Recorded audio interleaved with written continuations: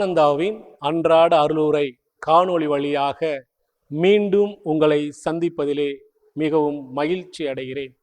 இறை வார்த்தைக்கு செவிமடுப்போம். மத்தேயு எழுதிய தூய நற்செய்தியிலிருந்து வாசகம். அதிகாரம் 4. அலகை இயேசுவை திருநகரத்திற்கு கூட்டிச் சென்றது. கோவில் முகட்டில் அவரை நிறுத்தி, நீர் இறைமகன் என்றால் கீழே குதியும். தம் தூதருக்கு உம்மை குறித்து அவர் கட்டளையிடுவார். உமது கால் கல்லில் மோதாதபடி அவர்கள் தங்கள் கைகளில் உம்மை தாங்கிக் கொள்வார்கள் என எழுதியுள்ளது என்று அலகை அவரிடம் சொன்னது. இயேசு அதனிடம், உன் கடவுளாகிய ஆண்டவரை சோதிக்க வேண்டாம் எனவும் எழுதியுள்ளதே என்று சொன்னார்.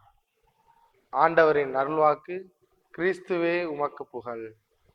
வாசிக்கப்பட்ட இறை வார்த்தையை உள்ளத்தில் இருத்தி இப்பாடல் வழியாக உணர்வோமா?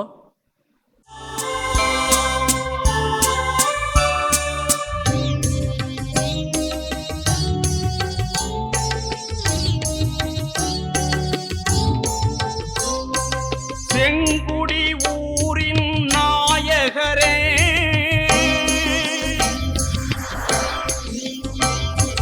செங்குடி ஊரின் நாயகரே, பொங்கிடும் நன்மைகள் தந்தமை காப்பவரே,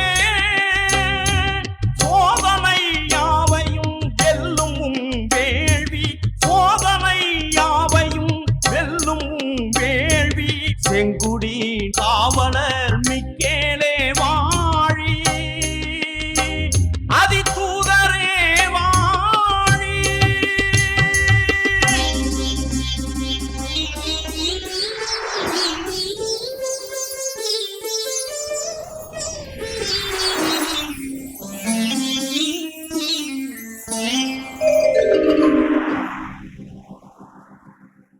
இறை வார்த்தையை வாசிக்க கேட்டோம், பாடல் வழியாக உணர்ந்தோம்.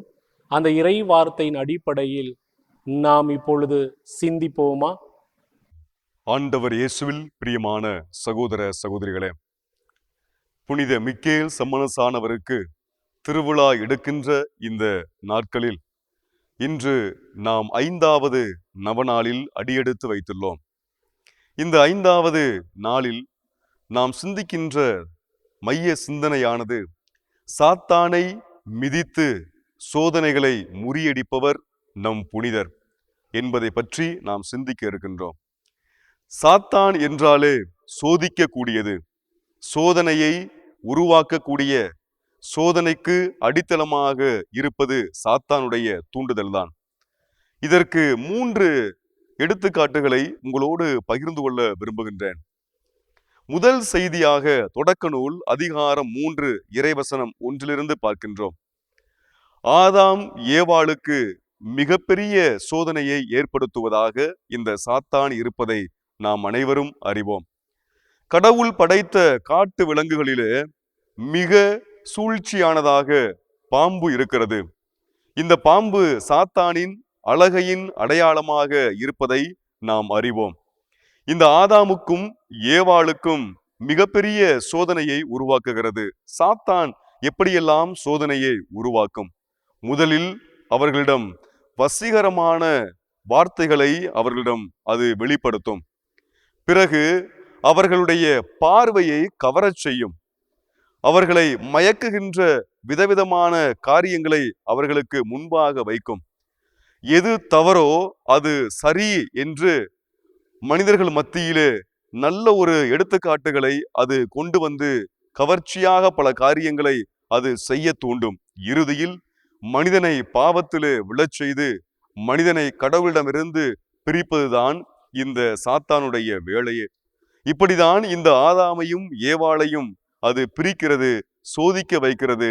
இறுதியில் அவர்கள் கடவுளுக்கு புறம்பே செல்லுகின்ற ஒரு வாழ்வுக்கு அவர்கள் தள்ளப்படுகிறார்கள். எனவே கடவுளுடைய பார்வையிலிருந்து அவர்கள் விரட்டப்படுகிறார்கள்.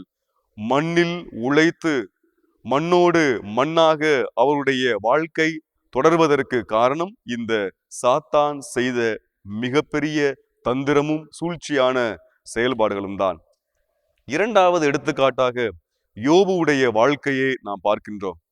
யோபு நூல் அதிகாரம் 1 அவருடைய வாழ்க்கையை பற்றி நாம் பார்க்கும் பொழுது அதில் சாத்தான் இந்த யோபை சோதிப்பதற்காக வருகிறது. காரணம், இந்த யோபு கடவுள் மீது அதிகமான பற்று உள்ளவர். அப்படிப்பட்ட யோபுவை கடவுளிடமிருந்து பிரிப்பதற்காக அது சூழ்ச்சி செய்கிறது. அதற்கு ஆண்டவரும் அந்த சாத்தானிடம் ஒரு சில காரியங்களை நீ யோபுக்கு எதிராக செய்துவார், ஆனால் அவன் என்னை விட்டு பிரிய மாட்டான் என்று மிக தெளிவாக சொல்கிறார். ஆனால் சாத்தான் சோதனையை உருவாக்கும் பொழுது முதலில் இந்த யோபுவுடைய ஒட்டுமொத்த பொருளாதாரங்களையும் ஒட்டுமொத்த செல்வங்களையும் அவனுடைய கால்நடைகளையும் அது அழிப்பதை நாம் பார்க்கின்றோம். அப்பொழுதும் யோபு அமைதியாக இருக்கிறார். யோபினுடைய பிள்ளைகளையும் அது அழிக்கிறது. அப்பொழுதும் யோபு அமைதியாக இருக்கிறார். இறுதியிலே யோபுவின் மனைவியையே சாத்தான் தூண்டிவிட்டு கடவுளுக்கு எதிராக நீ பழித்துரைக்க வேண்டியதானே என்று சொல்லி அவரிடம் சொல்லும் பொழுது அந்த யோபு அதிலும் கடவுளுக்கு எதிராக எதையும் செய்யவில்லை. எத்தனையோ சூழ்ச்சிகளை எல்லாம் செய்வதுதான் இந்த சாத்தான். இது யோபுவுடைய வாழ்க்கை.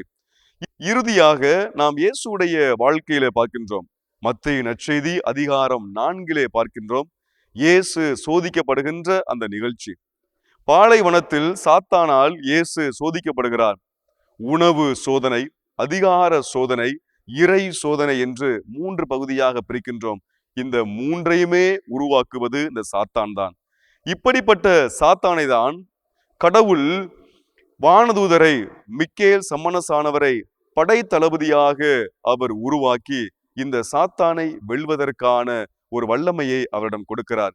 இப்படிப்பட்ட சாத்தானை தான் மிக்கேல் சம்மனசானவர் தன்னுடைய காலுக்கு அடியிலே இட்டு அதை மிதித்து சாத்தானின் சோதனையை வெல்லக்கூடிய நல்ல ஒரு புனிதராக அவர் இருப்பதை நாம் பார்க்கின்றோம். எனவே நம்முடைய வாழ்க்கையிலும் வருகின்ற பலதரப்பட்ட சாத்தானின் சோதனைகளை, சூழ்ச்சிகளை வெல்வதற்கு நம் புனிதரிடம் அவருடைய பரிந்துரை ஜெபத்தை நாம் வேண்டுவோம்.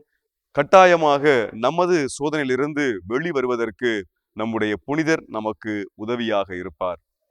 மிக்கேல் அதிதூதரிடம் வேண்டிக் கொண்டு பெற்ற பலன்களின் வழியாக அவருக்கு நன்றி செலுத்தும் விதமாக பகிரப்பட்ட சாட்சிகளை காண தயாராகுவோமா? இயேசுவுக்கே புகழ், மரியே வாழ்க. செங்குடி பங்கு பூலாங்குடி. என் பையனுக்கு 20 வருஷமாக காலில் புண்ணு இருந்து போகாத இடம்ல பார்க்காத வைத்தியல்ல எல்லா இடத்துலையும் பார்த்தேன். கடைசியாக எங்கள் பங்கு ஃபாதர் இந்த மாதிரி நேர்ச்சி கொடி ஏற்றி நீங்கள் என்ன வேணுமோ கேட்டு நேர்ச்சி கொடி ஏற்றி வைங்க அப்படின்னு சொல்லி ஃபாதர் அறிவிச்சாங்க. அப்போ என் பொண்ணு, அம்மா நம்ம அண்ணனுக்கு நம்ம நேர்ச்சி கொடி வாங்கி வைப்போம்மா அப்படின்னு சொன்னேன். நான் அதே மாதிரி செஞ்சேன். என் பையனுக்கு நல்ல குணமாயிருச்சு. மரியே வாழ்க. எங்கள் பங்கு தந்தைக்கு இந்த வாய்ப்புக்கு நன்றி. நம்மையும் நம்முடைய குடும்பத்தையும் நற்கருணை ஆண்டவரிடத்தில் ஒப்படைத்து மன்றாடுவோம்.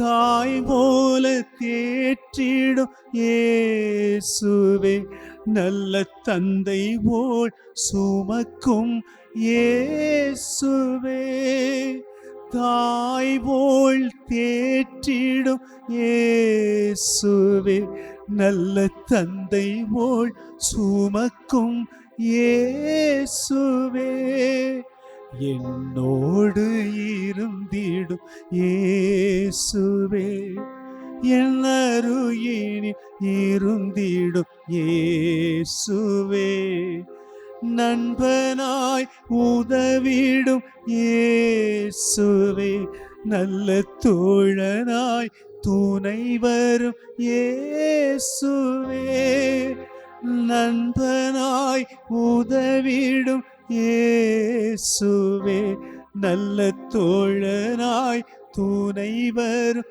இயேசுவே. புனித மிக்கேல் முதன்மை தூதரை நோக்கி ஜெபம். விண்ணுலக தூதர்களின் தலைவராகிய புனித மிக்கேலே, பக்தர்களின் பாவங்களை தீர்க்க செங்குடி திருமண்ணில் வீற்றிருப்பவரே, இவ்வாலயத்தில் மகிமையோடு வீற்றிருக்கும் எம் பாதுகாவலரே, துன்புறுவோரின் துயர் நீக்குபவரே, சாத்தானையும் அதன் தந்திரங்களையும் முறியடிப்பவரே, விண்ணக வீட்டின் காவலரே, மரண நேரத்தில் எங்களுக்கு ஆறுதல் தருபவரே, விண்ணக வீட்டிற்கு அழைத்து சென்று நித்திய வாழ்வை எமக்கருள உதவுபவரே, தேவ சிம்மாசனத்தின் அருகே நிற்க பேறு பெற்ற தவகுணசீலரே, தஞ்சமென்று ஓடிவந்த அடியோர் மேல் தயவாயிரும். துன்பம், நோய், வறுமை, சாத்தானின் சூழ்ச்சிகள், உலக மாயைகள் இவற்றால் சிக்கி தவிக்கிற எங்களை தீமையிலிருந்து விலக்கி காத்து இறைவனின் திருவாழ்வுக்கு எம்மை அழைத்துச் செல்ல வேண்டுமென்று உம்மை மன்றாடுகிறோம். ஆமேன். எல்லாம் உள்ள இறைவன், தந்தை, மகன், தூய ஆவியார் உங்களை ஆசீர்வதிப்பாராக. மரியே வாழ்க. இயேசுவுக்கு புகழ். இயேசுவுக்கு நன்றி.